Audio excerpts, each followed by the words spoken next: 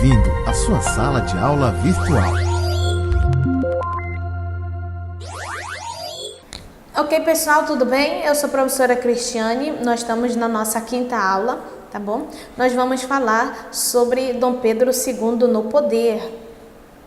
Dom Pedro I, ele deixou o trono para seu filho de 5 anos, e uma criança de 5 anos nem tem como assumir o trono, né? Então vai acontecer o quê? Disputas para assumir o trono, a qual o Brasil vai passar por regências, né? Até Pedro de Alcântara ter maioridade, seria 21 anos, mas isso não vai acontecer. Diante disso, nós já falamos na aula anterior sobre a situação em que, no momento que foi proclamada a independência, existiam divergências econômicas, políticas e sociais, e a população ela não estava satisfeita, a qual Dom Pedro só favorecia uma classe rica, enquanto a classe pobre ela era desprezada. E nós vamos ter o quê? Revoltas urbanas. Várias revoltas vão acontecer, como nós já falamos, uma delas que foi revolta republicana, mas tem revolta da Chibata, tem entre outras também. Nós vamos ter a revolta na Bahia e no Rio Grande do Sul, justamente para tirar este controle das províncias, os portugueses, estabelecer brasileiros, e esses brasileiros eles venham dar vantagens, eles possam dar melhorias ou qualidade de vida para a classe pobre. Então, pessoal, nós observamos que diante das divergências, tanto políticas para a disputa do trono, econômica diante do cenário em pós-independência do Brasil, né?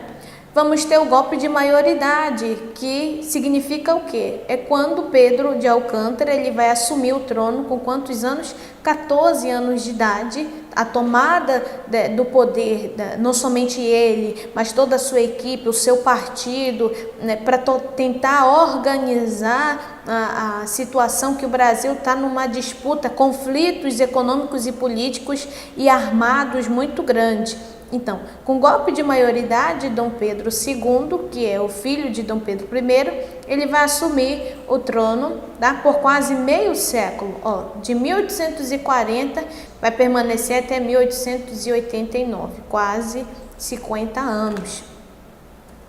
Aí nós vamos ter o velho e o moderno no segundo reinado, tá bom? E vai se estabelecer o quê? O centro econômico do país se deslocou das velhas áreas agrícolas, como nós falamos, da cana-de-açúcar, e agora vai surgir o café, né? No Nordeste para o Centro-Sul, tá bom? Nós estamos refalando aqui dessas novas áreas deslocadas, áreas agrícolas. Ela vai entrar aqui a introdução do produto, da produção de café. O café tornou-se o principal produto agrícola do país. Nas fazendas de café de São Paulo, a substituição da mão de obra, né, ela vai ser substituída do que era escrava para uma mão assalariada. Quem são essa mão assalariada? São emigrantes chegados ao Brasil e vão trabalhar nesse cultivo do café. E nós vamos ter a introdução de quê? Das indústrias no Brasil, tá bom? Então, diante da industrialização no Brasil, vai se dar a quem? Ao café, que entra a questão, a era do café. O café foi introduzido no Brasil em 1727. No sul da Bahia havia terras férteis para o cultivo deste produto e vai ser um marco. Vai fortalecer muito, vai ser até chamado política cafeeira no Brasil, com as exportações do café para a Europa, essa comercialização, essa industrialização com o mundo internacional. No início do século XIX, cresce esse consumo do café, como eu falei agora, internacionalmente. Principalmente o Brasil ele vai se reestruturar numa visão industrialista e na exportação deste produto.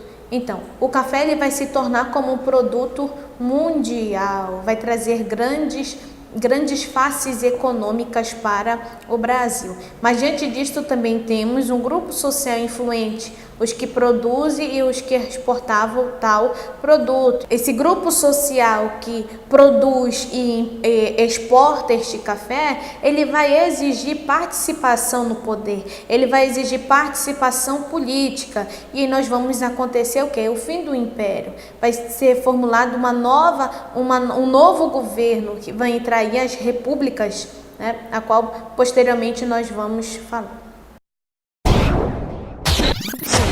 Eu preparei 3 questões aqui para você analisar se são verdadeiras ou falsas. Vamos lá, primeira. Dom Pedro I assumiu o trono com 14 anos? Segunda, o açúcar tornou-se principal produto agrícola do país? Terceira, a classe cafeeira exigiu mais participação política para crescer seus negócios? Então vamos lá. As respostas corretas são, tá? As 2 primeiras, elas são falsas. Foi Dom Pedro I que assumiu o trono com 14 anos?